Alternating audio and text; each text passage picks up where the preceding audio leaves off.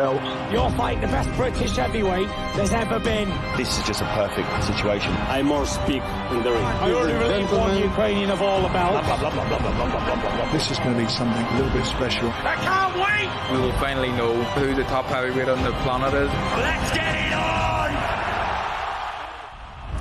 Yes, hello, welcome to Riyadh. We are in the Kingdom of Saudi Arabia to crown a new, undisputed king of the heavyweight division. Tomorrow night, we'll learn who that man is. Will it be the unbeaten UK wizard, Tyson Fury? Or will it be the unbeaten Ukrainian wizard, Oleksandr Usyk? So much on the line, so many questions to answer. We're going to find out a little bit more today. They're going to weigh in. We're going to see them on the scales. They're going to look at each other for the final time. And I'm going to be looking at these gentlemen here. Delighted to be in the company of Big Daddy Bunce. Steve Bunce, how are you? Fantastic, Dev. What a week it's been. What a week so far. Oh, unbelievable week. Delighted to have two-weight world champion, Mr. Carl Frampton, with us. How are you? I'm doing well, Dev. How you doing, mate? Very, very well. And of course, the one and only Richie Woodall, former WBC world champion. How are you, Richie? Very good indeed. Really looking forward to a great night tomorrow. Big fight feel, which we can feel it in the air more than ever this week because the Brits, Steve, are in town. They are in town. I've been doing a sort of quick consensus down there in the front rows about where they've flown in from, assuming many had driven from Bahrain or flown from Dubai. No, they've come in from all over the UK via Istanbul. Because if you missed it, there is a flight, or there was a flight, for about 230 quid. Manchester, Istanbul, Riyadh, to watch this fight. That's cheaper than getting from the south of England to the north of England for an British title fight. It's outrageous, Dev. It is outrageous. And Carl, what was outrageous? I wasn't expecting this. We had a little sing-song. We did a little bit of Sweet Caroline just about 5 minutes ago. Things have picked up. Yeah, I mean, I'm caught up in this as well. I'm sure as you are, Dev, and the boys here. I mean, I just feel privileged and honoured to be here. I can't believe someone's paying me for it. I mean, it's an honour to be here. Richie, it's got all the makings of a special week and a special fight night here in Riyadh. Yeah, I mean, it's a great undercard as well, isn't it? But the main fight itself, it's splitting people right down the middle. You know, a lot of people going for, obviously, Tyson Fury, but there's a lot of fans out there going for Oleksandr Usyk. They think his movement and because he's such a technician, he'll be too good for Fury. So it's one of them.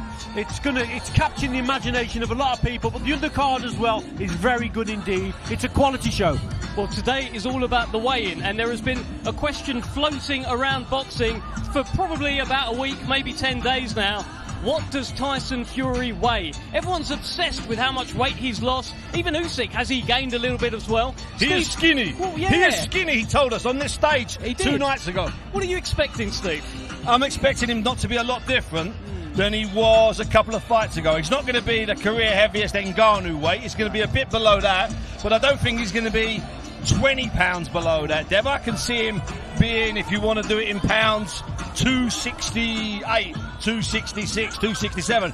Some people I'm talking to are saying to me, I tell you what, Steve, looks like he can do 17 stone. If he saw the leg off, he could do 17 stone. He's not that. His face is slim, but the rest of his body is filled out on his chest, but he's not going to be that light. I'm convinced of it. Well, his last 2 fights, he's been over 19 stone, but against Ngannou, probably didn't take it. He says he did, but I don't think he took it as serious as he should have. Obviously, he was 19 stone 11. Before that, he was 19-2. And then against Dillian Whyte, he's about 18-3, 18-4. I think he'll come about 18.5 stone. That's probably down to tactics because he'll want to move and compete with Usyk. Usyk's such a good mover, so if he's too heavy, Tyson, and he's got to hold his feet, that could give Usyk the advantage. I think he'll want to compete with Usyk in terms of his movement, and that will mean a lighter frame of probably 18.5 stone.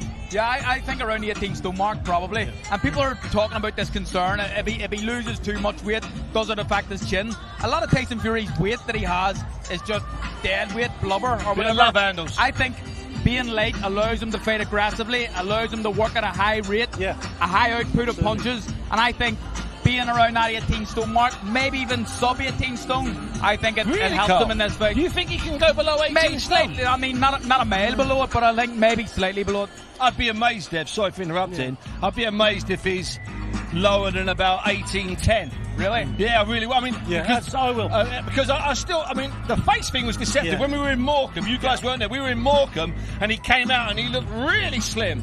But then, once I saw him at the open workout where he did 20 minutes with his vest on, and you saw him take it off at the end, he's still carrying that same bit of flesh. Yeah, we his never learned. shoulders and arms have filled. Yes. The thing is as well with Tyson, he's quite comfortable at 18-10, and he can get up on his feet and he's the most agile 18 stone 10 man you will see in the ring. That's ever lived, probably. He's very exactly. He's very agile heavyweight for that weight. I haven't seen anyone move like him. Listen, I think we never learn our lesson when it comes to heavyweights and us trying to guess their weight. I remember Andy Ruiz, there were some reports heading into the rematch with Anthony Joshua, someone like, oh, has he coming in good shape? And then suddenly he wasn't. There's angles that people can find. So, some of these heavyweights have better angles than Lomachenko when it comes to taking photos. But Tyson Fury, I just don't know. What about Oleksandr Usyk? You said you think maybe he's put on a bit of bulk but lost a bit of... I think it's really weird what he done. And we talked about this the other day, and you and I have talked about this, Carl. Usyk's last 3 fights, he's been 221, 221, 221. Yeah. That's so rare for any heavyweight to come in on the weight, the same 3 weights. Yeah. I think he'll be heavier, but not that much heavier. Because Rich, there's no way, no matter what he gains, it's not going to influence, he's not going to outbolt. No. It's just like Fury, no matter what Fury loses, there comes an optimum point. When losing below that is going to start draining him and taking away his resistance. I think if he's been coming in at that 221 for the last 3 fights, that kind of suggests that's his optimum fight weight. That's what he loves to fight at. So I think he's going to be around there again. Yeah, I do too. Yeah, that's around 15-11. And if you look at tactics and how they're going to go about it, for me, for this fight for Usyk, movement is going to be a big factor. I've heard people say, Tyson will lean all over him. Will he? He's got to catch him first, because this guy's going to be in and out, buzzing like a bee in front of him. So if he's 16.5 stone, he's carrying around weight that he shouldn't. If he's normally coming at 221, around 15-11, that'll be perfect optimum weight. I know one thing, and we should do it now. We should ask 20 people here how much he's going to weigh. Because you know those 20 people after his weight, they're going to go, I knew he'd be 20 stone and 4 pounds. I knew that. 15-7, I told you he'd be 15-7. We've said it here now, don't we? We're on record. We can't backtrack. That's right. Well, listen, look, another factor that comes into play at these weigh-ins is the face-off. It'll be the final time these fighters get to look at each other. Now, yesterday at the press conference, for the first time in my memory, Tyson Fury did not look at his opponents. Thoughts, please, gentlemen. Well, go on, Carl, you go first. I mean, Fury's a bit of an enigma, as is Usyk. I think he everything he does is thought out. And sometimes it may not look like that, but I think he made a conscious decision. Maybe last week, I'm not going to look at him at the first head-to-head. And I think it was a conscious decision that he made to do that. Will he do it here today? Who knows? But I'm not one of these guys who thinks that a fight is won on the scales or at a press conference or who stirs the other man out the longest. The fight is won on the night. It doesn't really... I don't care if Fury looks at him or doesn't look at him. I don't think it makes much of a difference. But it does work from a global perspective, because we all want that iconic moment 24 hours before the first bell, where they're nose to nose or he's looking up slightly. So I think we want that moment. Saying that, if he were to do the same thing tonight, maybe he'll go to full hog and turn around. Why not? You know, yesterday, Rich, like, I've got the inside track on loads of things there, but I don't know if you know this, but go on. So yesterday I was backstage to interview Tyson for TNT when he came off after the face-off, okay? So I'm there, right? And from backstage, you can't see what's happening. There's no monitors. So I'm the only person, right, in the world involved with the boxing who doesn't know he hasn't had a stare off. So I asked him, what was it like looking in his eyes? How intrepid is that? I was really on the ball last night. Hopefully I'm doing a bit better tonight. He was just about looking into the side of his he was looking out into the crowd. Wonderful crowd here, by the way. It's really building up the atmosphere here. And we got a little taste of it yesterday at the press conference. Tyson Fury got a big cheer. Oleksandr Usyk got a big cheer. All week there's been chants of Fury, Usyk. I think we're going to get a very special atmosphere on Saturday night. Remember, we are sold out in the Kingdom Arena. But going back to yesterday at that face-off and the situation there, Tyson looked like he'd been through it a million times. He was sat back, he was relaxed. and he didn't want to look into his eyes, didn't want to give any energy to his opponent, didn't want to give any inkling of what his opponent might be thinking of what he's actually thinking. He just kept it really under control, and I was impressed with that sort of attitude. Well, let's head over to RMC Thomas Schreiber. In Riyadh, Kingdom of Saudi Arabia. It is being brought to you by Frank Warren on behalf of Queensberry Promotions and Bob Arum for Top Rank Incorporated in conjunction with Riyadh Season, National Events Center, the General Entertainment Authority GIA, Gold Star Promotions, K2 Promotions, and Sella. This great event will be shown worldwide on DAZN pay-per-view, in the United States on ESPN Plus pay-per-view, and in the UK on Sky Sports Box Office, TNT Sports Box Office, and DAZN. Ladies and gentlemen, at this time, we would like to extend a big thank you to the custodian of the two holy mosques, King Salman bin Abdul Aziz Al Saud, His Royal Highness, the Crown Prince Mohammed bin Salman, and His Excellency, Chairman of the General Entertainment Authority, GIA, Turkey Al-Sheikh.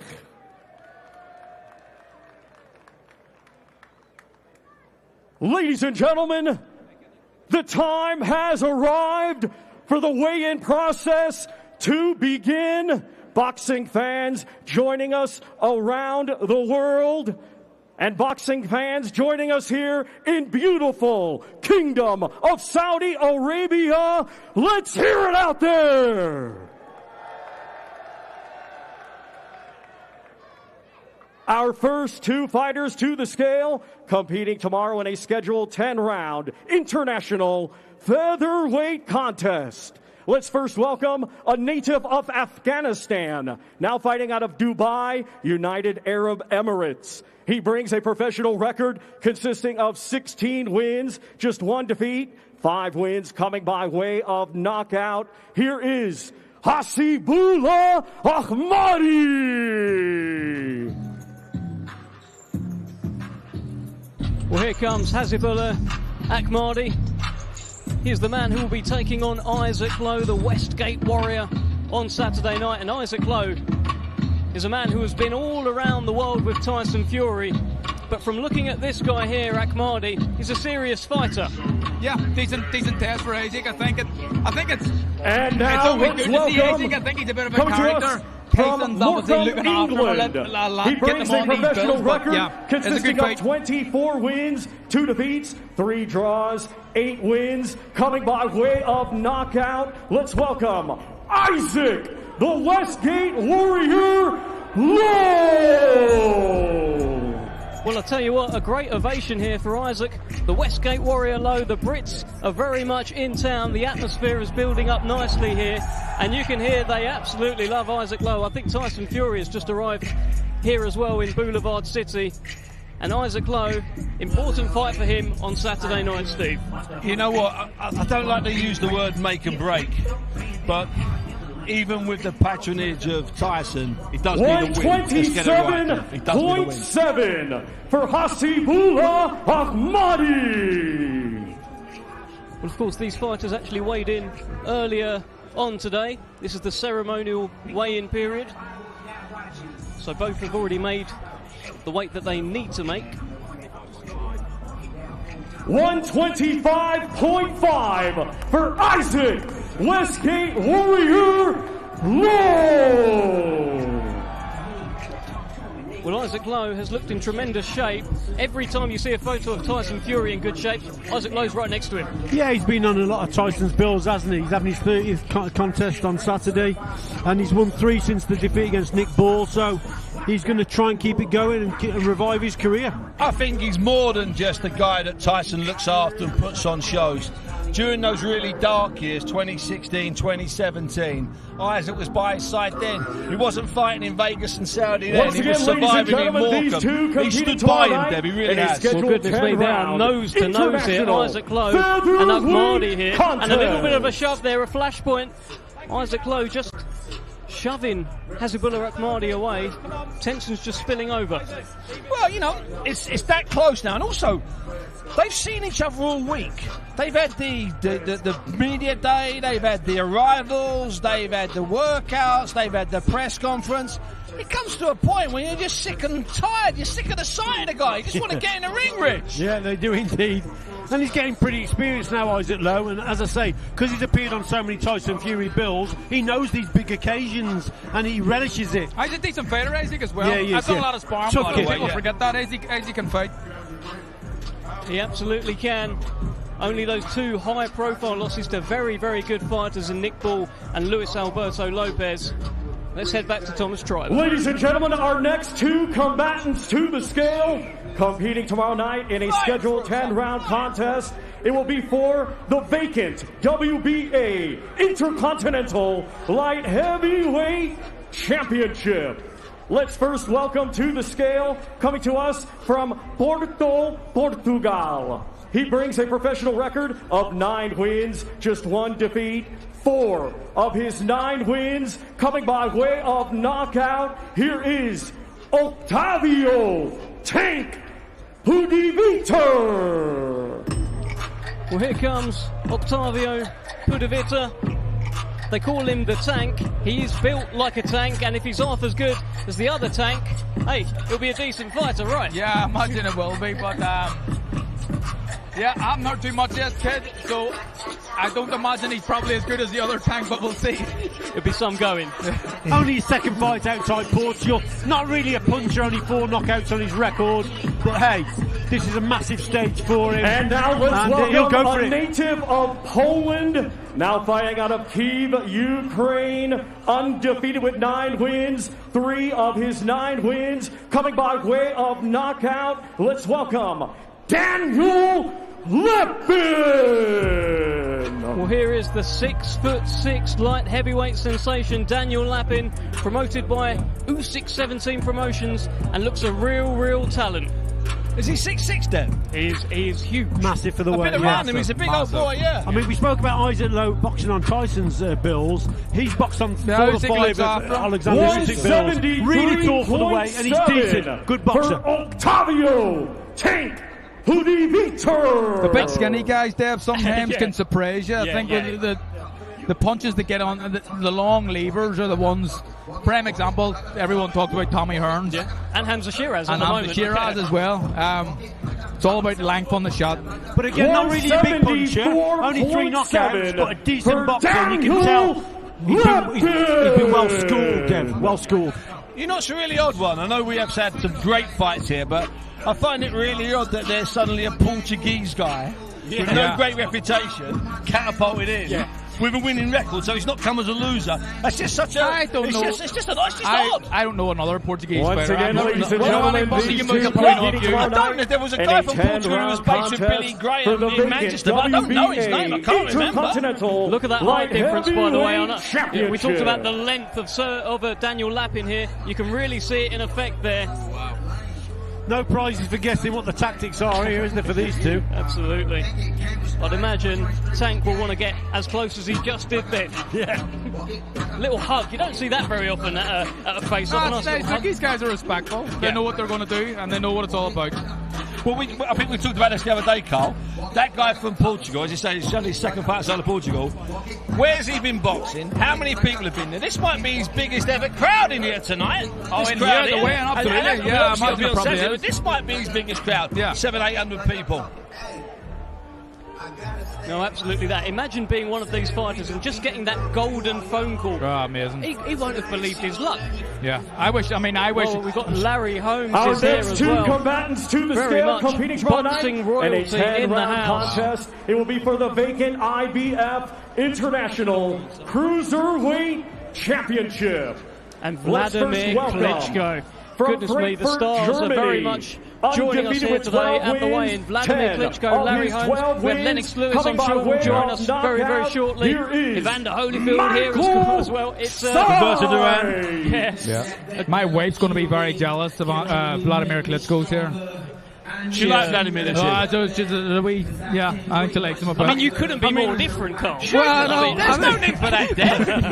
I have a little bit of a kind of Soviet, Russian, Eastern Bloc look about me. Just, I'm not the same size, that's all. Honestly, well, I've said to you all the time, you've got that Uzbek, Slavic look. Kazakh. Don't make me don't let me turn Uzbek on you. A native of Hamilton, New Zealand, now fighting out of Gatton, Queensland, Australia. He was a 2020 Olympic bronze medalist, now undefeated as a professional with 8 wins, 7 of his 8 wins coming by way of knockout. Please welcome David, the nice guy, Nika.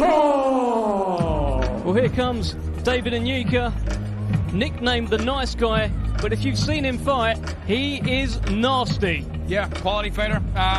Really good fighter. I mean, we haven't seen this many fighters coming out of that region, Australia, New Zealand, at a high quality in a number of years, really. Maybe this is the best period ever for him, but he's a quality fighter. He's a real good kid, Nika. I've worked with him when he came over to Britain for a while and stayed for a few months. Worked up with us at GB. Lived with Fraser, didn't he? Yes, he lived with Fraser Clark, and he boxed for the British Lion Arts in a couple of WSB fights. He did really well. Very skillful kid, David Nika. For David, the nice guy. Very relaxed, relaxed style, can punch, a good mover. Yeah, you'll like him. He's a good kid. Well, I'll tell you what, he absolutely looks the part. He looks the part, doesn't he? I was going to say. I think my missus would like him as well. I reckon so too, Carl. A flag bearer for New Zealand. Once again, ladies and gentlemen, these two a real knowing nod. I loved him at the press conference yesterday. He said after this fight, he wants the winner of Kovalev, and who Kovalev is fighting. He wants a bit of that. I love that. Yeah, absolutely. I think, and he just said Kovalev was sitting next to him as well. Richie had kind of brought it up and mentioned it after he'd done it. But that's a kid who knows what he wants to do and knows where he wants to go. I always like it, Dev, as well, when you got 2 undefeated boxers fighting each other. So this is going to be a good contest indeed. 2 unbeaten, heavy-handed cruiserweights in action tomorrow evening. Atmosphere building nicely, and we're amongst a galaxy of stars. That is Vladimir Klitschko. Our next 2 combatants to We've the already scale seen Larry Holmes arrive as well. In a scheduled 10-round contest. It will be for the vacant WBO Intercontinental Heavyweight Championship. First, we welcome from Hamburg, Germany. He brings a professional record of 25 wins, 3 defeats, with 20 of his 25 wins coming by way of knockout. Here is Ilya Mazenchev. Well, here is Ilyan Mazenchev. He will be the opponent on Saturday night for Moses Ituma. This is Moses Ituma's first title fight, and this is the man standing in his way. You know what I was going to say? I've watched his face from when he came down the red carpet Tuesday. Watched his face when he walked to the workout. Watched his face when he walked to the press conference. And he has slowly lost a little bit of something. And that face there was the sudden realization what's happening. Because on Tuesday, Dev, he was wandering around smiling. He was just going to throw roses out. Now look at him. I think it might have just dawned on him. Not bad early though, Steve. 16 wins inside a couple of rounds, so he's not bad early. Wins coming by way of knockout. Here is Moses Ituma. Well, speaking of not bad, how about this guy? 19 years old, seen by many as the future of the heavyweight division, unbeaten as an amateur, unbeaten as a pro. Big future for Moses Ituma. You know, with Moses, we've had to go hot and then we've had to pull back just a little bit. There was all the Mike Tyson stuff trying to do it. And we've tried to be sensible and level-headed. But it's quite hard, not just because of what he's doing in the ring, but from what we're hearing from what he's doing away from the ring. And everybody, every man and his dog, even people that don't like him are praising him, Dev. He's the boy, Dev. I mean, you said it, the future of heavyweight boxing. I think that's a shoe-in to be the case. This kid, at some point down the line, will be in fights as big as the main event here tonight. Hey, do you know what's interesting? It's all about Vision 2030 here in Riyadh. 239.1 he could be challenging for Undisputed. Mazen. Maybe before. You know, this kid is so talented, he really is. And you hear rumours of him going around all the gyms. He sparred Tyson Fury, he sparred Anthony Joshua. All good reports coming back how good this and how much they rate him. So yes, very talented indeed. And when you speak to him, he's the kind of kid who's got his feet on the ground. He's very sensible. Yes, he is the future, no doubt. Absolutely, there is a coldness about him when it comes to these face-offs as well. So I'm looking forward to. I think he's kind of once again, ladies and Mazen gentlemen, these two competing tomorrow night in a scheduled 10-round contest for the vacant WBO Intercontinental Heavyweight Championship. There's the face you were talking about, Bunsen. Yeah, realisation. Yeah. Good luck to the kid. As you say, Richard's got a half-decent record. He's lost a couple of times to a good guy, but there comes a point. He maybe done a bit of more research when he's here. He's maybe seen him around, seen how relaxed he is. Perhaps he saw him in a lift and Moses was dead calm. Stuff like that. You know, these guys will tell you, you don't have to be in someone's face to put the fear of God in someone. You don't have to shout at someone. Sometimes just a bit of quiet confidence can make your knees buckle. Or just fight like Moses Thomas. Or just fight like Moses Thomas. I'll put the frighteners up, yeah. It will be for the vacant WBC Silver Lightweight Championship. Let's first welcome a native of Nigeria, now fighting out of Accra, Ghana. He has a professional record of 23 wins, just 1 defeat. 16 of his 23 wins coming by way of knockout. Let's welcome the current WBO Africa Super Featherweight Champion, Joshua the Wealth Machine Wahab. Well, here comes Joshua Wahab. They call him the Wealth Machine, and I'll tell you, if he beats Mark Chamberlain on Saturday night, it might be a very appropriate nickname. Yeah, the Wealth Machine. I mean, yeah, he's out in the Middle East here. He's in Saudi, where all the wealth is, and all the fighters are getting really well paid. So maybe that's a new nickname, and he'll want to be keeping it. He's mainly campaigned in super feather, Dev, but he's got a few knockouts on his record, 16 of them. So this is a massive stage for him. This and a performance here against Mark Chamberlain could absolutely change his life. And now change his life completely. From Portsmouth, England, undefeated with 15 wins, 11 of his 15 wins coming by way of knockout. Here is the undefeated former WBA Intercontinental Lightweight Champion, Mark Chamberlain. Well, here comes the Pompey puncher, Mark Chamberlain. A brilliant performance last time out in Riyadh against Gavin Gwynn. And he has become a real favourite of His Excellency Turki Al-Sheikh. Some are saying he's his favourite fighter. Yeah, I mean, it's a strange one, if I'm being honest, but I think Turki Al-Sheikh knows boxing. He knows a good fighter. He knows a young prospect who can punch hard and is an exciting fight. I think Sam Noakes is probably thinking, while he's knocking everyone out, why am I not the favourite? But, I mean, this kid can fight. There's a lot to like about Mark Chamberlain.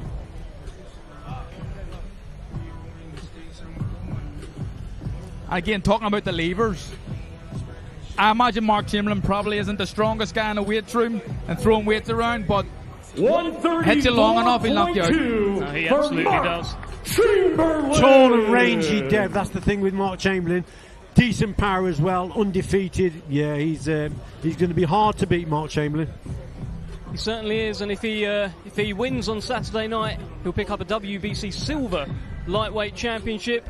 And I don't think it will be long before he is knocking on the door heavily for a world title. The pollen with the lightweights, as you know, it's a fairly congested and a fairly lucrative place. And those guys look like they might just swap it around. A couple of windows, don't worry. Silver Lightweight Championship. Well, actually, looking over to my left, I can see that Joseph Parker has joined us. We are in great company here today. Joseph Parker, how are you, sir? I am fantastic. I arrived in this morning from New Zealand, and I'm buzzing to be here. Really buzzing. Listen, I mean, you're pretty familiar with Riyadh now, but I like Riyadh. There's something about this week. Look at the Brits behind you as well. The atmosphere is building. It's got that big fight feel, Joe. Listen, I don't think you can get any bigger than this. 25 years we haven't had a undisputed unified champion of the world. So this is massive. And whoever wins this fight is the man. Tell me this, you've been around Tyson so much. What did you make of yesterday, him not looking at Usyk during the face-off? What did you think about that, Joe? Like Tyson is unpredictable. You never know what you're going to get, you never know what he's going to say, and you never know what he's going to do. But from what I can see, I feel like he's quietly confident. He is. Some days he's loud and some days he's quiet, but when you've done the work, you don't really need to talk much. If people on social media suddenly become kind of part-time, body analysis and body language and all this here, I think Tyson made a conscious decision probably before he didn't look at it. He made that decision. I'm not going to look at this guy, and we'll see what happens. And we've got to see what happens today, because what do you think? If you're a gambling man, we're probably not in the right place to talk about gambling. If you're a gambling man, Joe, does he get in his face today, or does he stare off into the crowd? You probably want to stare off the other way, face back to the turn crowd. around completely. You never know. I tell you what we're just talking about, Joe, whilst you're here, before you go, we're just talking about David Nika, obviously. Now, we're just talking about other New Zealand and Australian fighters. Obviously, Jai Opetaia. We might have a Riyadh season down under. Riyadh season, look good, my son. Why don't we look at that? Absolutely. There are fighters, Jai Opetaia is very talented, the same as David Nika, very accomplished fighters, and this is the big stage for them to put on a great performance. You topping the bill. Sky Nicholson on the undercard. The comeback of Combosis. I'm making the fight. Joe, I talked about the region, New Zealand, Australia, and kind of the islands and stuff. What is it the best it's been for boxing at the minute in terms of fighters you've got? It's the best. I think it's the best boxing that we've had in the longest time. Yeah. Now, we had the likes of David Tua back in the day, but now I think there's a lot Jeff more fighters Fennick now. as well, right? Jeff Fennick. There's a lot more now. At this stage. I think Australia have qualified something like 11 in the Olympics, Steve, haven't they? So, well, that's down to a lot. That's been Kevin Smith, who's the amateur coach from Liverpool, who's now training the Saudi Arabians. Wow. Tell me this, Joe. You fought here before. What is it like fighting here in Riyadh? Listen, I've had 3 wins here in Riyadh. I love this place. I want to fight here again. And, it's nice to come here and not to be fighting and just to be a spectator and be a part of this event. But I do love it here. I've had some great results here. And Tyson looks like he's completely dialed in. He looks like he's in shape. He looks like he's ready to go. Looks like he's focused. Are you seeing that as well? Are you seeing a difference compared to the Ngannou build-up? I feel like with this fight, I've been obviously texting him back and forth, and he's just a lot more. I feel like he's a lot more confident in this fight, and that comes down to the work and the team that he's had in camp. And obviously the sparring is the most important part as well, leading into a fight. And Joe, we've talked about styles and height differences and that. Do you think that's a big advantage for Tyson? He's literally his size in this fight? I feel like the advantage for Tyson is the size and reach, and I think he has to use that advantage and be the big man in the fight. I know he's lost a lot of weight, but he's still the big man. There's a lot more to him, though. I think people are kind of just saying Tyson Fury too big and too strong, but all the other attributes, plus the height and the reach and the weight, there's a lot more to Tyson Fury than just being a big man. Usyk, though, is crafty. Crafty. It's phenomenal. Yeah. Yes. Unbelievable Combinations, fighter. angles, everything. Movement. What do you think other heavyweights have got wrong against Oleksandr Usyk? Because there's no blueprint. He's beaten all of them. What did they do wrong, Joe, in your view? Probably not what they've done wrong, it's just that he's a great boxer. Yeah. And that he knows what he wants, and he knows what he's going to do in the ring, and he goes out there and executes it. You know, when you look at Rich, when you look at Usyk, and when they're finding out more and more about the science that he applies to what he does. Well, that's been one of the turnarounds, the sort of secret turnarounds in your life. It's just how you're approaching things differently, working with the specialist nutritionist and the program he's developing. Well, this is stuff that he's been doing since he was 15 years of age. Listen, 10 years of boxing, and I finally found the right At last! formula. Yes! So you can't have egg and bacon for breakfast! What? You can't do it? Oh, that's what I was getting wrong. What are you expecting from Oleksandr Usyk? We've been keeping an eye on him this week as well. Weight-wise, he always tends to come in about 220 pounds. Do you think he's bulked up at all to try and chase Tyson up in weight? What do you think? Usyk is a master in the ring. So I reckon this is going to be the toughest fight for Tyson because of what Usyk presents, the angles and the footwork is key. You're going in and out, and I just feel like whatever weight, it doesn't really matter about the weight. It's how you prepare for a fight, and whatever the weight is, that's what it is. And listen, Joe, you are a heavyweight in this era, one of the key players right now. How important is it to have one man, one king, with one crown. How important is that for you? I can't wait to see that tomorrow. Yeah. That's going to be the best. And after Tyson wins, we want to be celebrating hard. Brilliant stuff. Joe Parker, we're going to let you go. We can't wait for... I mean, we want to hear. Have you got any clues about who are you going to fight next? Anyone. Oh. Anyone. Okay. Anyone again. Oh, wow. Anyone again. Anyone, yeah. He's the yes man in boxing. You say yes to everyone. Thank you so much. Thank you. We're going to let you go, my friend. Joseph Parker. One of the... And there is Larry Holmes. Goodness me. We are just surrounded by heavyweight royalty, boxing royalty. Larry Holmes, some fighter, Steve, he was. You know, when you look at Big Larry's record, you look at it and you look at it again. And I was around for something. I saw a couple of his fights for Gold's sake. Not the early ones, don't get carried away there. Some of the later ones, obviously. But then when you actually look at it, I did it over the weekend. You're in awe of what Larry did. That's why it really annoys me sometimes when he gets left off those modern lists. Everyone goes Foreman, Frazier, Norton, Ali, Tyson, and they leave him out. Don't leave Larry out. Well, here is a man very much in the headlines at the moment as well. Ryan Garcia is also in the arena. Let's head to Thomas Triber. Contest. Let's first welcome to the scale a native of Sweden. Now fighting out of Las Vegas, Nevada, USA. He is undefeated with 16 wins. 12 of his 16 wins coming by way of knockout. Ladies and gentlemen, here is Robin Safar.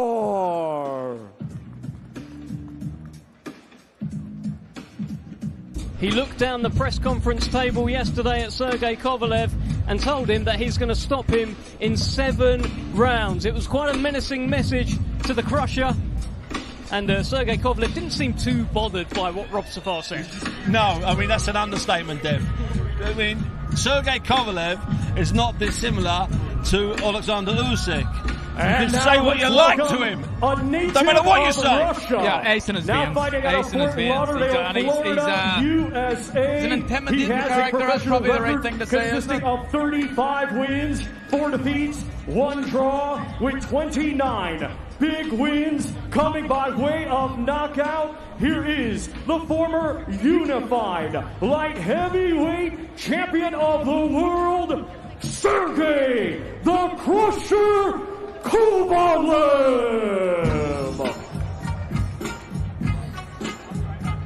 Well, here comes the Crusher, Sergey Kovalev, one of the best fighters we've had in the last 15, 20 years. Yeah, I mean, from that ridiculous performance against Nathan Cleverly back in about 2013. When no one had heard of him, when no one had heard, and hand on heart, we knew he was a little bit of this, and we saw a bit of amateur pedigree. But Nathan, if you ever watched that fight, Nathan shows no respect. He walks out, gets hurt, gets up, and since then he's just gone on. And anyone that doesn't like Kovalev, who's watched boxing for the last 15 years, it may be time to switch to Tiddlywinks. That's a great line, Steve. I'm looking forward to seeing if the Crusher still has that menace in his eye in this face-off. For the former world champion, only his second fight at Cruiser, remember, so he's moving up. 41 years of age, 17 world title fight, 3-time light heavyweight champion. Man, he's done it all, this kid. But nothing bad shape either. Looked all right there on the scale. Yeah, 41-year-old man. Exactly, yeah. I tell you what. He will not put any flab on around the stair. I interviewed him on Monday of this. Seems like a long time ago. Monday of this week, and it took a good few minutes for me to break him. And I used the whole lot. I've been to your house in Chelyabinsk. I went to this fight. I've always loved you. I had you on this show. It was nothing. It took about 5 minutes to break him. He was okay in the end. Don't worry. But it took a long time, Dave. These two competing tomorrow in a scheduled 10-round we get there international in the end. Sergey Kovalev. Contest. Young lion, old lion situation here. It very much is. We've got a very confident young lion as well. And Richie, we're actually going to swap you out now, and we're going to bring in another. problem. I mean, this is a man who is here to witness the coronation. We're actually going to be joined very shortly by Lennox Lewis. And look at this face-off here. Rob Safar and Sergey Kovalev. Rob Safar thinks he's going to knock him out. Forget Rob Safar for a minute. We're just playing Olympic medal tag.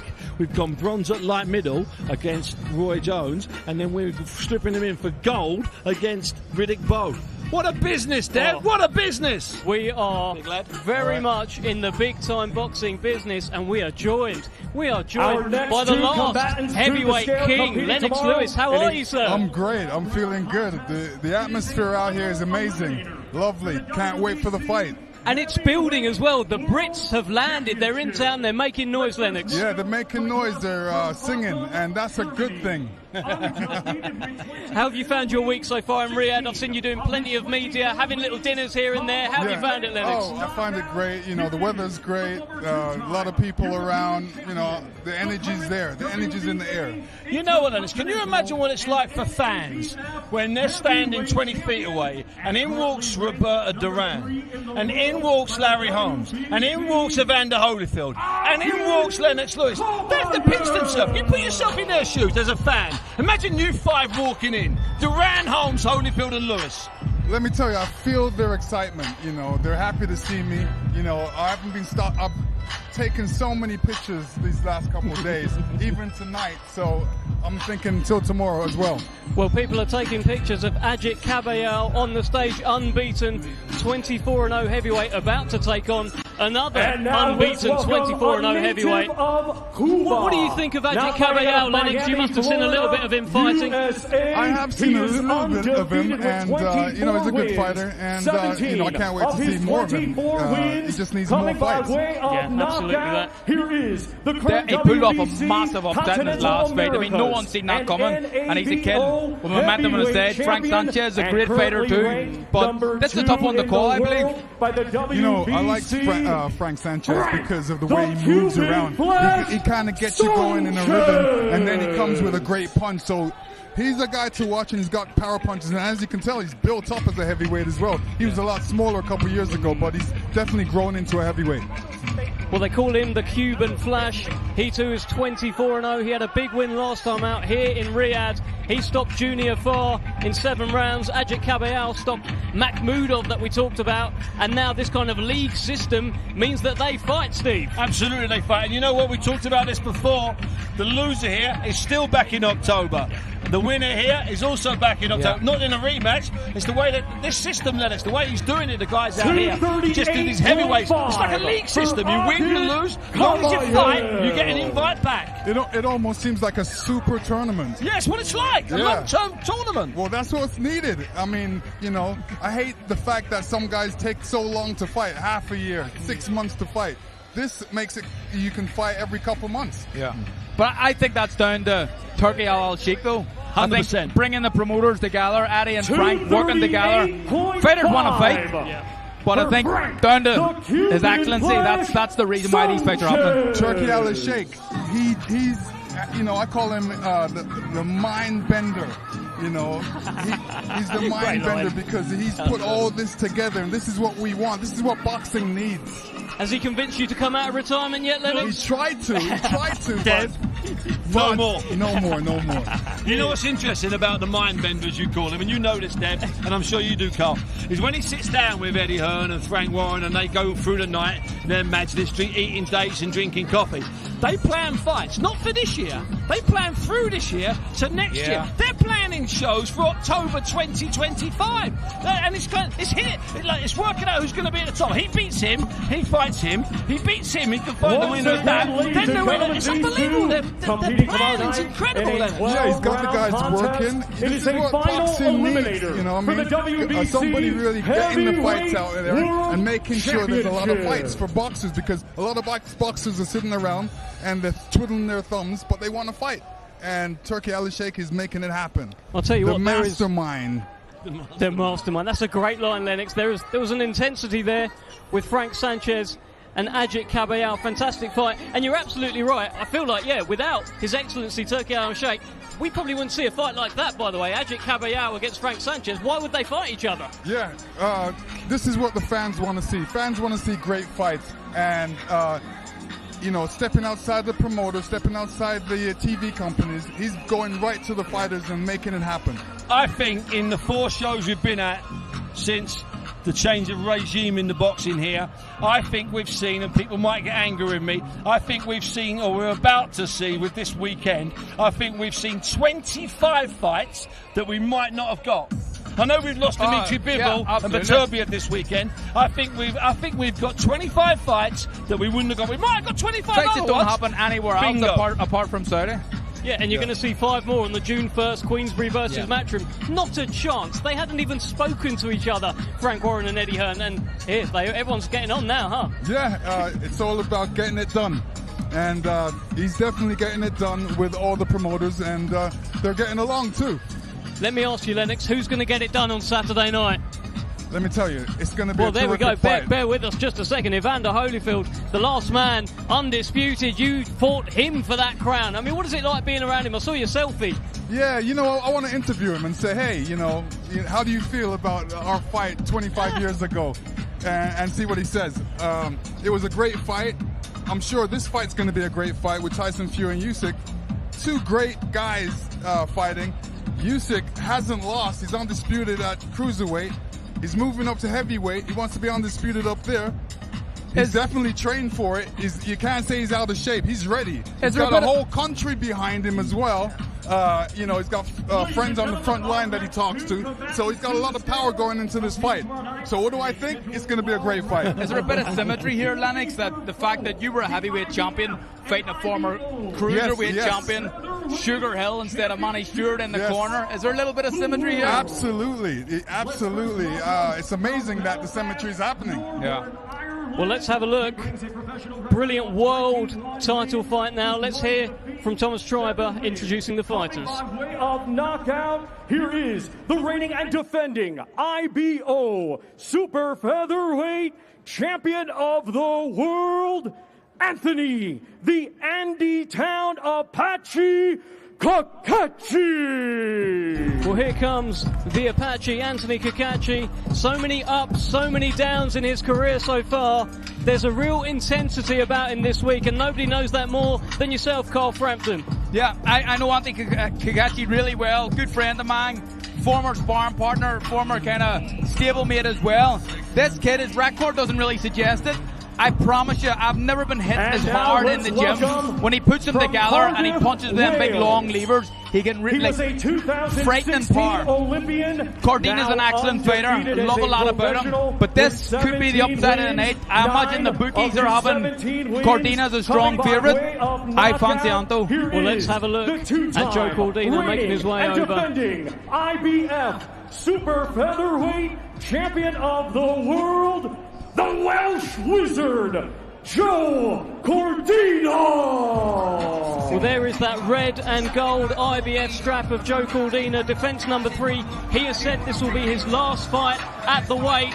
It'll be interesting because he didn't look too great earlier on the scales from what I saw, Steve.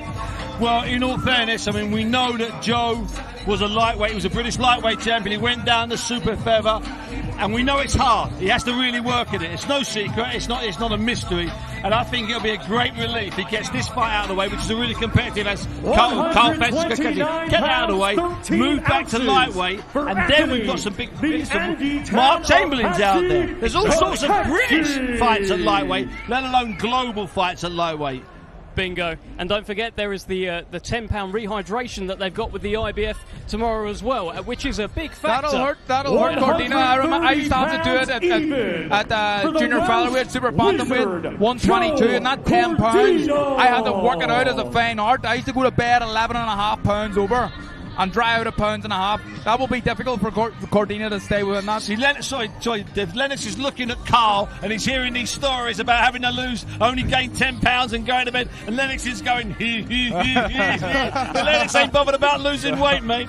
No. Once again, ladies and gentlemen, these two competing tomorrow night in a scheduled 12-round contest. It will be for both the IBF and IBO Super Featherweight Championships of the world.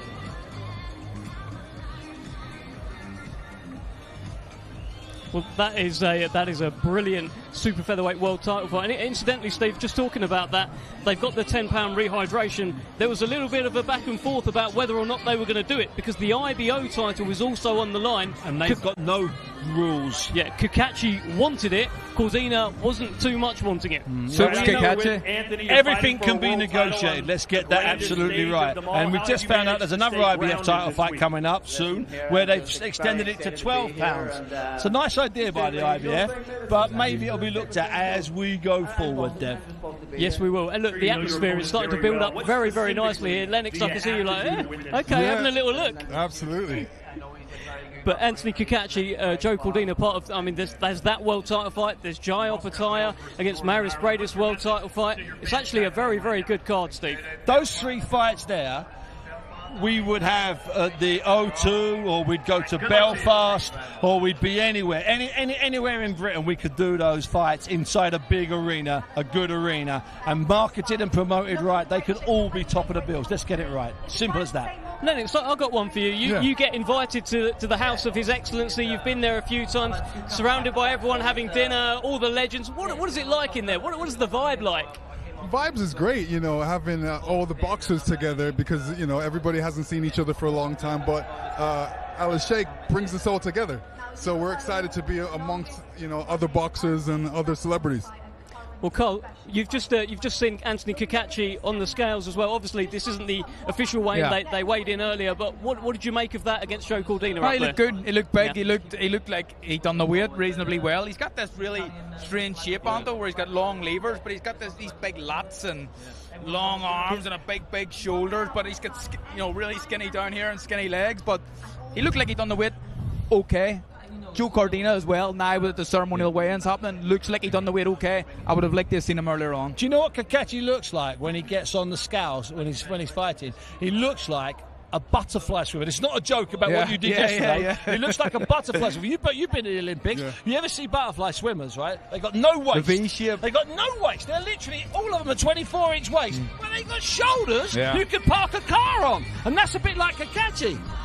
He hasn't had an easy ride either, Kakachi. Has been highs and lows. I think a lesser man probably would have jacked it in at some point, Carl. Yeah. In my opinion, one of the most unluckiest boxers the world has seen. I think there's been a concern as well a little bit that Anthony sometimes maybe doesn't apply the correct effort that he should. Maybe takes a little bit easy. But I've been assured for this fight, on the biggest stage possible, he's put the effort in and he has a real chance. Yeah, well, listen, he's got to put the effort in, as has Cordina, because the winner of this, the loser's still in contention, but he's not in real contention. Let's not mince our words. The winner of this fight, he goes on a couple of places, if you want to use like a board game. The other one just moves on one place or stands still. The winner of this fight, if he wins in style, he gets catapulted. The winner of this fight, I mean, the money's got to be great for this fight. It's a world title fight, so I'm sure they're being paid really well. But the next fight after this, they can live comfortably for the rest of their lives, and that's what's on the line here. Lennox, let me bring you back in here. You were there at the press conference yesterday. Yes. I was looking at you. It was quite something. Emmanuel Stewart, 25 years ago, he was by your side as well. Sugar Hill had quite an emotional moment up there as well. What was going through your mind? I thought Sugar said he spoke well. He's ready for the fight. I was actually surprised to hear him say that he wants to see Tyson knock out Usyk. And I'm like, that's not an easy task. And I hope he doesn't try, to knock him out early. He's got to set it up and he's got to, soften him up first. And he needs to soften him up because he's going to be in good shape. He's going to be moving around the ring, and he's not going to be easy to hit. Well, let's have a look at two fighters who are certainly going to be in good shape. Maris Briedis and Jai Opetaia. World champion, Maris Briedis. Here is the former three-time world cruiserweight champion, Maris Briedis. He gave Jai Opetaia the hardest fight of his career 2 years ago, broke his jaw in that fight, and now wants his belt back. Yeah, look, a great fighter, but at 39 years old, and his last fight being the fight against Opetaia, which he lost. Really good fight, really close fight.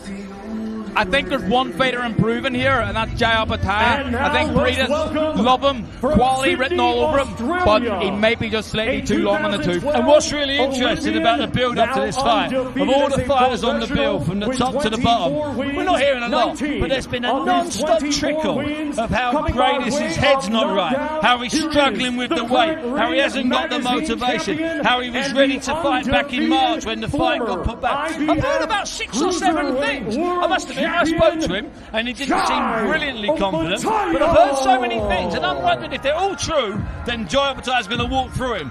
If they're all plants to fool us, then we've got another classic 12-rounder. Well, this is a man with all of the confidence in the world. Jai Opetaia, since that Briedis fight, had 2 sensational stoppages, Jordan Thompson and Ellis Sorrow, and he is looking every part of future pound-for-pound star. He is indeed. He's got the attitude, he's got the size to move up a little bit. People are talking about him. The reports from the sparring are brilliant, and we've seen his attitude in fight week, on fight day, and in the ring.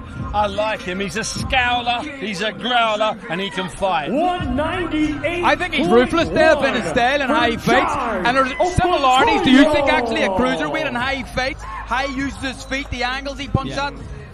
Punching power probably better than Usyk, possibly. This kid, there's a lot to like about him. Honestly, Lennox, I'll tell you, I know the kind of fighters you like. Yeah. You watch him a few times live from ringside. In a year's time, you'll say, you know what, Bunty, you're right. I like that Opetaia. He could become one of your favourite fighters. I've just got a feeling. Oh, good. I can't wait to see him. Cruiserweight Championship of the World. Well, there is a fire in the eyes of Opetaia. He had that last time out against Ellis Sorrow, that same look in his eyes as Briedis shouts to the crowd. Kept the cap on, kept the sunglasses on as well. It's dark outside, but he kept the sunnies on. He's a man of style, Steve. Yeah, he's a man of style, but there's one great thing about wearing sunglasses. That means the man doesn't get to look in your eyes. Am I right? Absolutely. You know, when a man wears sunglasses, he's looking in the other guy's eyes, but he doesn't want the guy to look in his eyes. So, you know, that's part of his plan, and it works sometimes. Lennox, when you face off with your opponents, as you've done so many times in your career, are you trying to gain an edge? What goes through your head? No, I just want him to see that I'm so serious, and I'm looking at him, you know, with my lion eyes, so he knows what's next. Has there ever been a moment where you've looked at someone and you thought, got ya? Yes, yeah, because they look away or they blink a couple times, so I know how they're going to react in the fight, especially when they get punched. So what did you make of Tyson not looking at Usyk yesterday? Well, to me, Tyson really, he's put on his serious persona. Yeah. He's telling everybody he's just focused on the fight. The fight's, you know, coming up soon. So he just wants to be focused. He doesn't want anything to take him off of that. You never know, because up here he might be shouting and screaming today. Yeah. But yesterday he wasn't. I think he's sick of the press. He doesn't want to talk anymore. He just wants to get into the fight. He's had a lot of interviews. All week, Lenny. All week, so he's sick of it. And it can tire you out. It would tire me out. I remember Don King would put me through a lot of press conferences, a lot of interviews to try and tire me out, and it did tire me out. So when you're fighting his men? Yeah. And I was like, why am I doing all these interviews? What about the guy that I'm boxing? So I learned fast. Let me bring Carl in here. Have you ever looked at an opponent at the face-off before the fight and gone, got ya? There was one occasion, and it's a good friend of mine now. I've fought him twice, Kiko Martinez. The first time I fought him, it was a really hard fight, and I knocked him out in the 9th round, I think. And he put it on me at the weigh-in, pushed his head into me, pushed me back, and he was very, very aggressive. The next time I fought him, after the first knockout win, I put it on him, and there's a great picture. I have a picture in my house. I'm looking right through Kiko, and he's looking to the ground, and that was the one occasion I thought, I've got this one here. Well, I tell you what, I missed that because I saw it was quite intense to you and him when you did the first press conference somewhere in Battersea to announce it, and it was quite intense, but I missed that. That's a great little story. Yeah.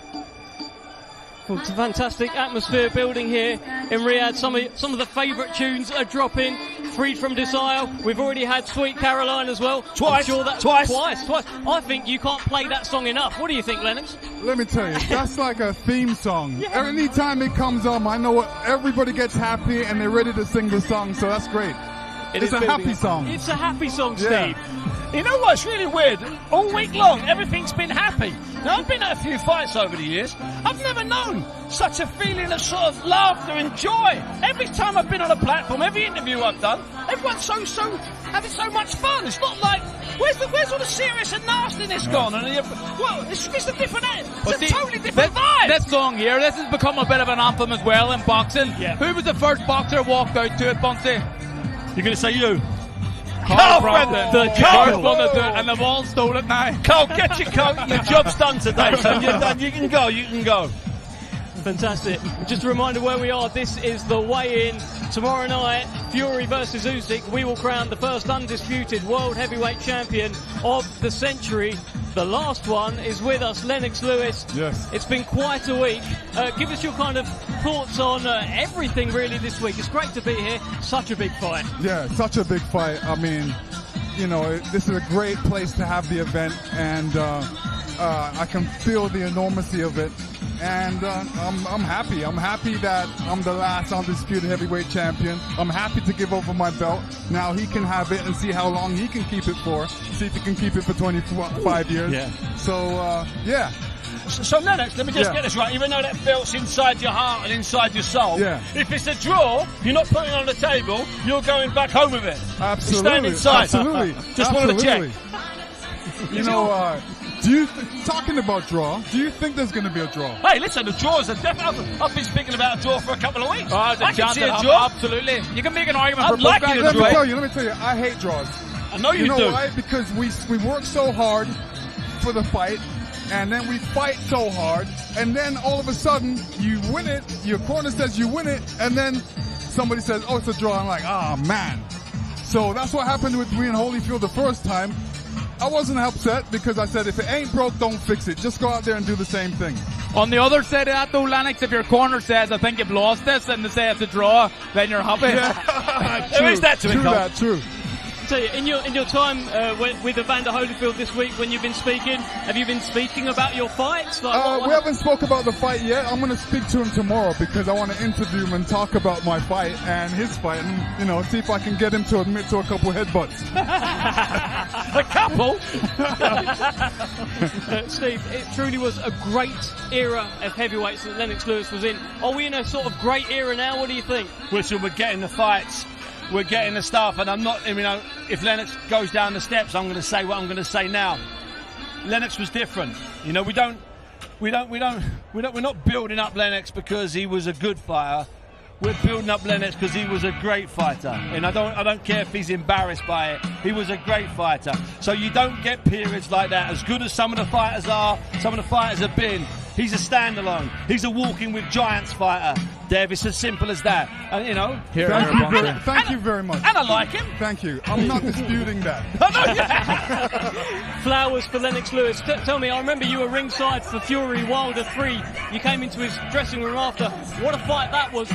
What a performance that was. What did you think that night? A great performance from Tyson. Unbelievable. If you heard my commentary on that fight, I was excited about it. I thought it was a great fight. And, you know, I love great fights, especially when it comes to heavyweights, you know, and especially when they perform. If they go in the ring and don't perform, I don't like the fight. Cole, let me ask you this. Lennox Lewis has led the way for so many years for British boxing as well. Must have been a guy that you looked up to coming through. Oh, absolutely. I mean, I remember being a young boy watching Lennox's fights. I remember the first one, I'm not that old now, Lennox, but the first one that I kind of really remember was the Tyson one. I mean, massive fight, humongous fight. You had the British support, Tyson had the Americans and a lot of other people as well, and you done a job on him. Yeah. I remember that fight, you know, like I was there yesterday. It was a great fight. Lennox, I'm going to ask you, we might get Tyson Fury up later on, and you'll be gone, you'll be off somewhere. Can I ask you, even though you might see him, to leave a message for us to give Tyson Fury from you? What would you say to Tyson Fury? Give us a message for him. I wouldn't say you're the greatest heavyweight ever. I would say you're the greatest heavyweight at this era. And I'm the greatest heavyweight at the last era. So, that's the message. That's the message. And do you have a message for Oleksandr Usyk? Yeah, you know, what, before the fight? Yeah. In a minute, we're going to see him. I don't have a message for him, because he knows what he needs to do. He's got an entire country behind him. He's got friends on the front line. So, I know his focus, and I could tell his focus. I know what he wants to do. He's going to be working. It's going to be life or death for him. If he's going to lose, he's going to lose on his shield. So this guy doesn't know about losing, so he's going to put it all on the line. That's what I know. Well, that's the thing. 2 unbeaten heavyweights. It's absolutely perfect. That feeling of loss the first time, it must be really, really bitter. Yeah, well, my one? Yeah, you're talking about when I fought Holyfield and it was a draw. I felt that, I should have won the fight. But if they wanted to see it again, they didn't believe it the first time, I would oblige them, so I did. But these are 2 heavyweights that don't know how to lose. If you've got to think about it, they're taking their unbeaten records on the line. They're taking their Owen with them. So much pressure on them as well to keep hold of that, right? Yeah, a lot of pressure. I think, especially after the first couple rounds, they're going to be checking each other out because they got 2 completely different styles.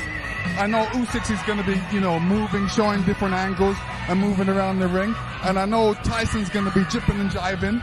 And when it gets to the middle rounds and, it's going to be looking like a draw, somebody's going to say they're going to make a move. And who's going to make that move? Well, here is Evander Holyfield again. Your old mate there, Lennox Lewis. Evander Holyfield on the screen. Rightly being mobbed. Let me ask you this, Lennox. There's been a lot made about Tyson Fury's cut. And apparently the advice from Vladimir Klitschko to Oleksandr Usyk is target the cut. Now, is that easy to do? Is it easy for Usyk to just go after it? It's not an easy thing to do, but yes, it's something to worry about because if a cut happens, that's going to change the complexity of the fight. If there's a cut. So let's hope there's another cut. It's hard to go after a cut just like that because obviously Tyson's not going to want to get hit. But it may have affected his training because getting a cut, that means you can't spar. Yeah. And not being able to spar kind of, it's bad for you. You want to be able to spar to be able to get tough in the skin again and all that. The fact that he didn't spar may go against him. I think that's the real issue here about the cut. Has he had enough time to allow the cut to heal and then get adequate sparring for this fight? And we don't really know. We don't really know. And look, people are telling Usyk, go after the cut. People are telling Fury, go after the body. Is that an easy thing to do, Lennox? It's not an easy thing to do. Plus, I don't think Usyk was hurt. He wasn't hurt to the body. I think he was playing. I think he was just saving time and making it look, like he hit him to the body. Fantastic atmosphere building here in Riyadh. It is truly unbelievable. We can't stop turning around and having a look at it. The Brits are here, the phones are out, pictures are being taken, memories are being created here in Riyadh, and there'll be a very special moment in time tomorrow evening where we crown the new undisputed world heavyweight champion. Lennox Lewis, great having you with us as well. It's brilliant just having the last heavyweight king, the Lion King, here with us, Steve. Steve, here's a question for you. Go on, brother. Do you think the fact that Tyson has lost a lot of weight, will that affect his boxing? No, because I don't think he's lost anywhere near as much weight as some people think. I think he might be 9 or 10 pounds lighter, closer to where his optimum weight should be anyway, around that 260, 265 mark. That's my gut feeling. Okay. And with Oleksandr Usyk, do you think he's gained any weight to try and... He's absolutely gained weight, good weight. He's not been in the weight room like pumping weights like that. He's been like chopping wood, doing it the old way, putting on the weight the old way, making sure that he's fast, making sure that he's still quick. So it's not no clumpy weight he put on. Dev, I know Lennox has got to go, but Lennox ran like Ali in boots, work boots, trousers, coat. None of that tracksuit trainer stuff, none of that fancy Nike wear. The man ran in working boots and an old coat. That's how he did his road work. Yes, old sir. school. Yes. Listen, Lennox, we're going to keep you for a bit longer, by the way. If you're Tyson Fury, how do you beat Oleksandr Usyk? What is the tactical game plan heading into this? Well, Tyson Fury's got so much that he can do. He can move forward. He can be aggressive. He can move on the outside. He can stay inside. He can box southpaw, orthodox. He can throw uppercuts. He can throw body shots. So basically he has to bring everything together tonight and make it work for him.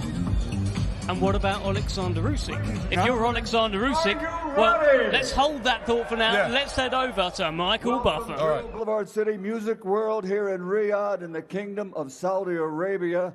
Assalamu alaikum, ladies and gentlemen. And this is the official weigh-in for the main event of Ring of Fire. It's a presentation by Frank Warren for Queensberry Promotions, Bob Arum for Top Rank Boxing in conjunction with Riyadh Season, National Events Center, the General Entertainment Authority, Gold Star Promotions, K2 Promotions, and Sella. This contest we'll see tomorrow night is sanctioned by the WBA, WBC, WBO, IBF, and IBO, and on the line, the ring and lineal titles. Now for this event, ladies and gentlemen, a very special thank you to the custodian of the two holy mosques, King Salman bin Abdulaziz Al Saud, His Royal Highness the Prince Mohammed bin Salman, and the chairman of the General Entertainment Authority, His Excellency Turki Al Sheikh. So now, ladies and gentlemen, it's time for the official weigh-in for undefeated champion versus undefeated champion. It's all at the Kingdom Arena, Riyadh, Kingdom of Saudi Arabia. It'll be 12 rounds of boxing for the undisputed heavyweight championship of the world. Let's bring the warriors to the stage and to the scales. First, an Olympic gold medal champion.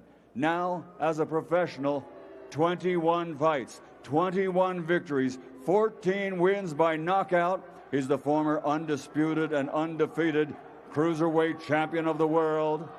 From Ukraine, the reigning, defending, undefeated WBA, WBO, IBF, IBO, heavyweight champion of the world, Oleksandr Usyk.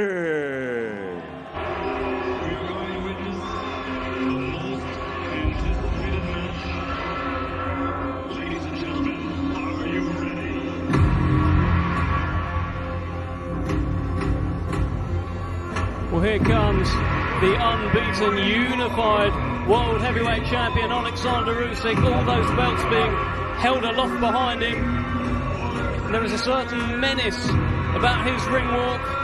His eyes have been fixated on Tyson Fury all week. And one man stands between him and undisputed.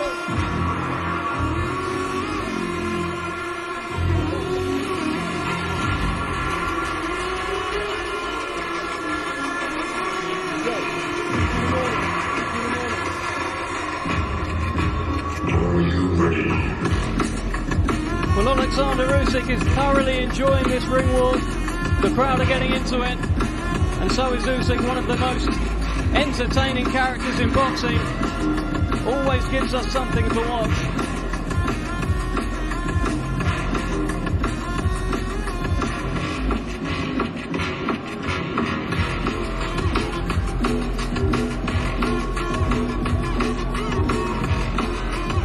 Undefeated world champion Oleksandr Usyk.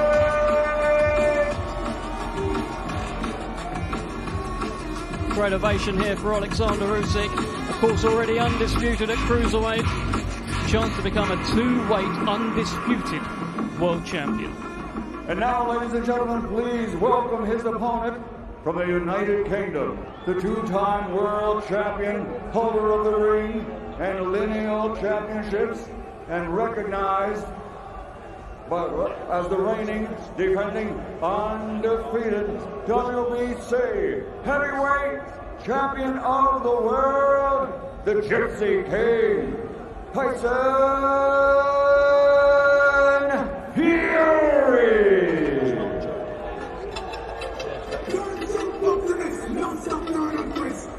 Out of his mercy, what you doing, man? Hear what you want to do.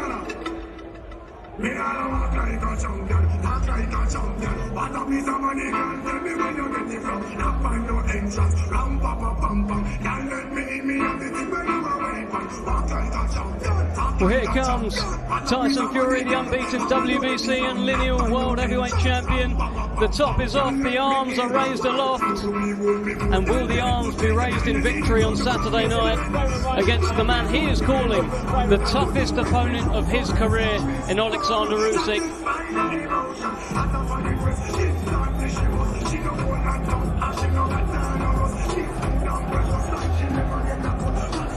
The lineal, the WBC heavyweight world champion, the Gypsy King, Tyson Fury. First on the scales will be the champion from Ukraine, Oleksandr Usyk.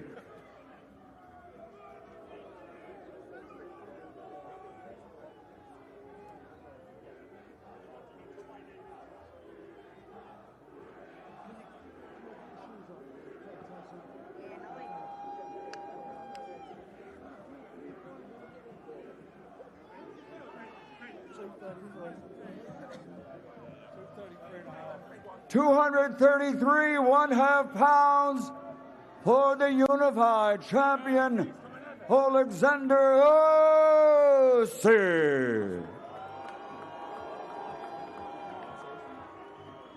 Next, stepping onto the scales from the United Kingdom, WBC champion, lineal champion, ring champion, the Gypsy King, Tyson Fury.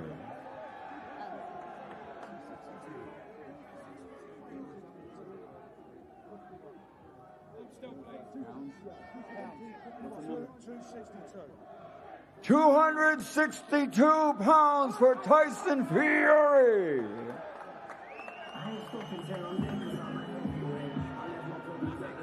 Here they are, champion versus champion, both undefeated for the Undisputed Heavyweight Championship of the world.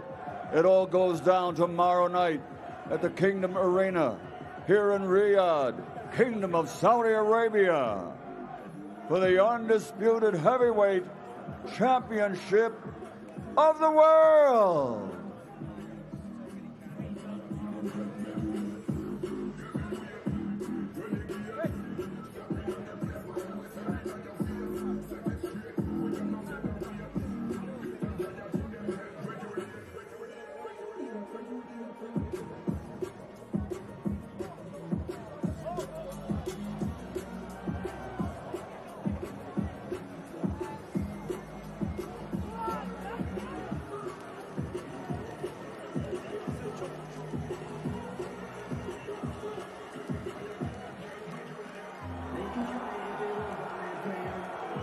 "24 hours to go. Undefeated champion versus undefeated champion for the Undisputed Heavyweight Championship of the world at the Kingdom Arena, Riyadh, Saudi Arabia."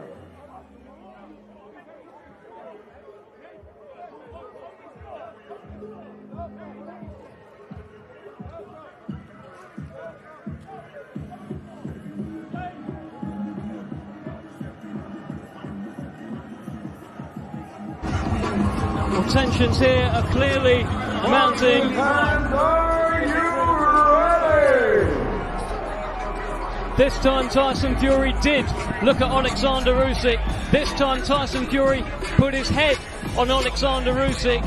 And this time there was a little bit of a shove there as well, Cole. Yeah, different from yesterday. Even Bunty mentioned it just as he walked down the red carpet. This was a different Tyson Fury. It wasn't the same guy that we seen yesterday. And again, this is all man game. This has been pre-thought out. This has been planned by Team Fury.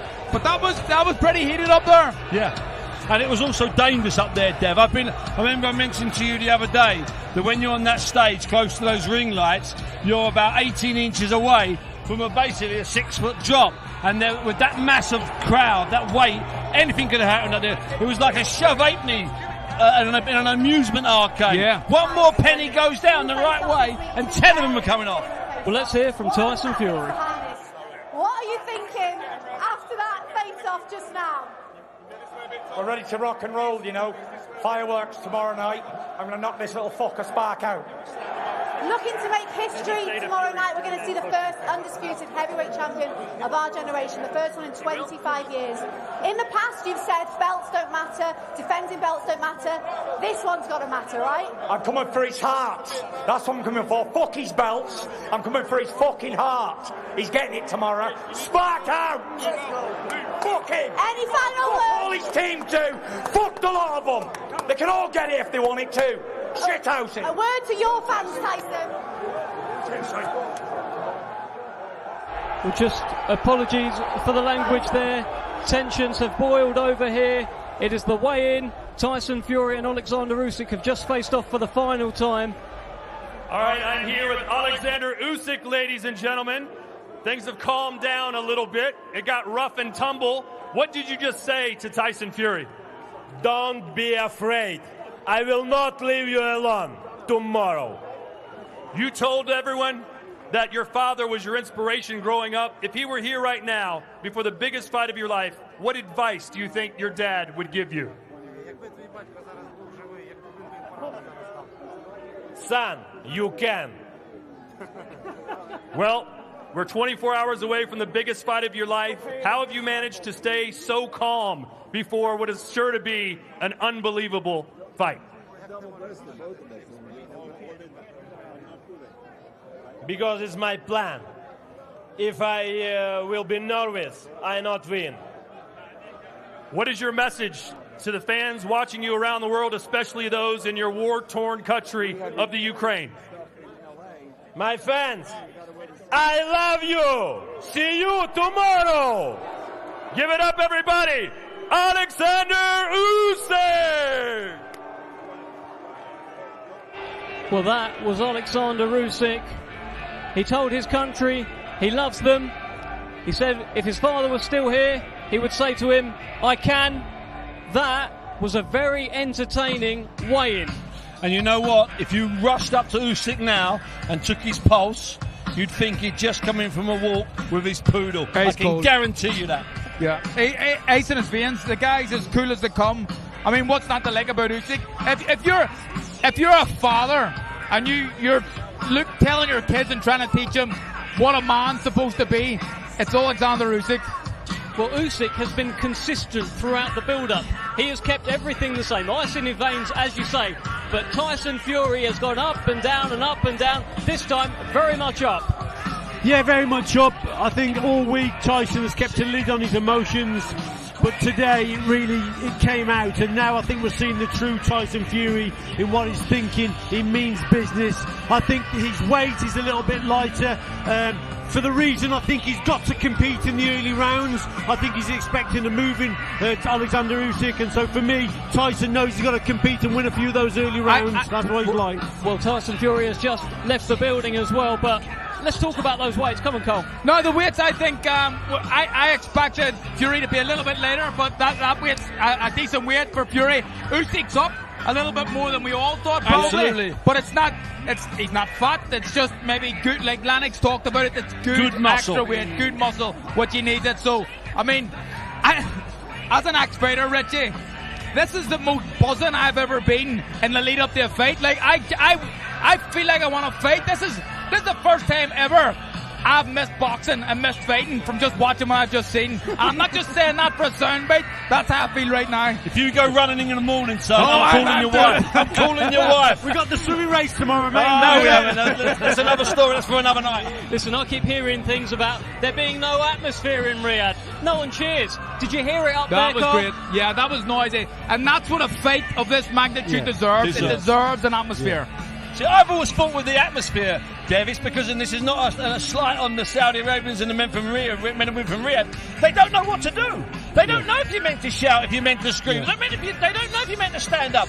They've never been at big fights, so when they sit down, they might be watching snooker or a performance in the theatre. They will get better, and they'll be dragged on by a couple of thousand Brits tomorrow night. Trust me. They'll copy the Brits and the Ukrainians tomorrow night. They'll start it, and the Saudis will get behind it too. I think that's the best atmosphere I've seen here over in Saudi, actually, at a weigh-in. which is good news. And like you say, I think they'll follow the leader of the Brits, I think. Absolutely. Listen, if this is becoming the home of big-time boxing, fans will flock here, and they have certainly flocked here for this event. Listen, I'm not sure how much we can repeat Tyson Fury's message, but Oleksandr Usyk's message was pretty clear. Tyson, I will not leave you alone. What does he mean, Carl? I think that means he's going to fight aggressively. He's not going to move. But again, maybe it's a man game. I think Chris Mannix asked a really strange question to Usyk about the dad. On the eve of the biggest fight of his life, No trying to need. get him a little bit emotional. Absolutely no need for that, but Usyk handled it like Usyk handled it, like a man. Well, guess who's come back? Lennox He's Lewis. back. You've seen it up there. What did you think? It's, you know, it was quiet one day and he's rowdy today. So you never know what you're going to get what you're going to get.